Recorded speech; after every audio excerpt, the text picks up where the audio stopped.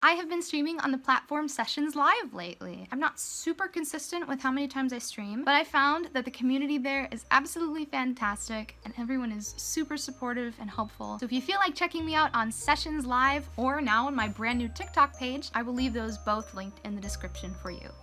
Merry Christmas!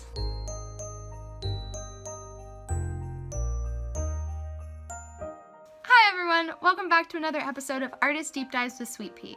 Somehow we made it to episode 2, much to the dismay of my editor NikadaNK, and it's the holiday season, that special time of year where we stress eat way more than we're supposed to, and we try best not to argue with every extended family member who shows up the day of. As the massive music nerd that I am, I would be doing myself a disservice if I didn't dig through my resources and find every Christmas album in my possession for a video.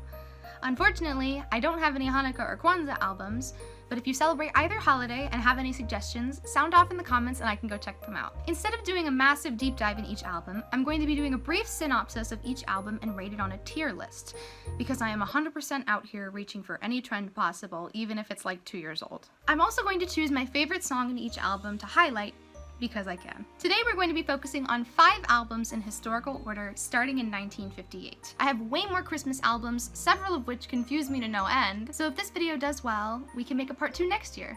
With all that out of the way, let's get started on hopping into the Christmas spirit. But first...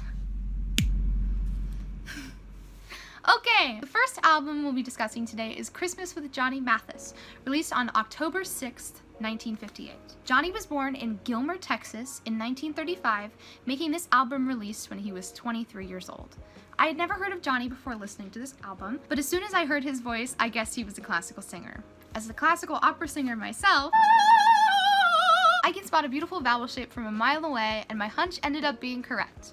From the age of 13, Mathis took voice lessons with Connie Cox, learning to sing classically. A few years later, his set at San Francisco's Black Hawk Jazz Club set him on a famous path, eventually giving him stardom through The Ed Sullivan Show and Christmas albums, even releasing to this day. Many know him from his hit track, It's Beginning to Look a Lot Like Christmas, which has very quickly become a holiday staple. This album in particular was a real treat to listen to, with my favorite track being Have Yourself a Merry Little Christmas. It was a tough decision since this is actually one of the few albums with original, non-overdone songs.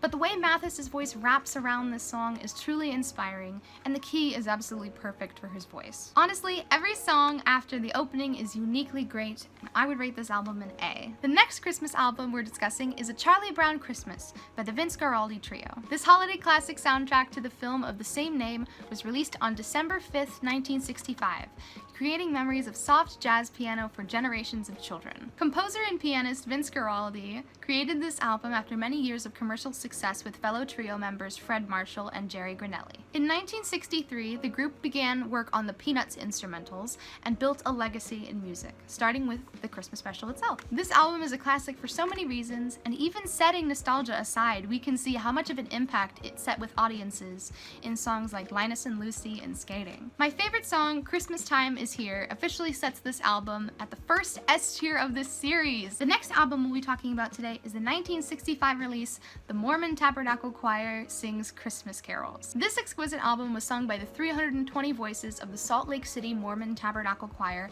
accompanied by the Tabernacle organ, both of whom are widely known for their beautiful arrangements. Beginning in 1847, this traditional church choir is known for starting rehearsals 29 days after the first pioneers came to Utah. This choir has had the privilege not only to tour the United States, but also sing at multiple presidential inaugurations and represent the US as ambassadors to New Zealand, not even including the 2 Grammy Award nominations in 1967 and 1987. One thing that screamed out to me about this album and several others was the sheer amount of Handel's oratorio, Messiah, particularly the Hallelujah chorus. Trust me when I say you have heard this. As much as I love Handel, there are so many better pieces to play for Christmas, even in the work itself, that showcase the spirit better and aren't severely overplayed. Aside from that, this album was pretty good. Most of it was pretty passable, but my favorite song was definitely Tell Us Shepherd Maids.